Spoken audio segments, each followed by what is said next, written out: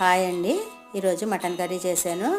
నేను 1 kilo mutton తీసుకొని శుభ్రంగా కడిగి కర్రీకి సరిపడగా ఉప్పు, కారం, పసుపు, పెరుగు, అల్లం వెల్లుల్లి పేస్ట్ వేసి బాగా కలుపుకొని ఒక 1 అవర్ పక్కన పెట్టుకోవాలి.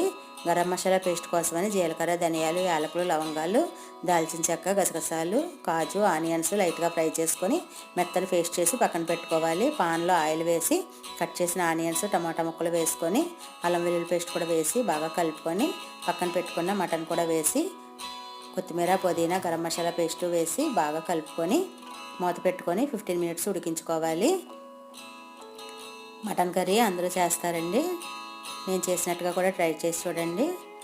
ఇప్పుడు ఒక ½ గ్లాస్ వాటర్ వేసి మూత పెట్టి 4-5 విజిల్స్ వేయించి కొత్తిమీర చల్లుకొని డిష్ అవుట్ చేసుకోవడమేనండి. ఎంతో టేస్టీ అయిన మటన్ కర్రీ రెడీ అయిపోయింది. నేను బగారా రైస్ చేశానండి. బగారా రైస్లోకి అయితే చాలా బాగుంటుంది. థ్యాంక్ యూ అండి. Thanks for watching.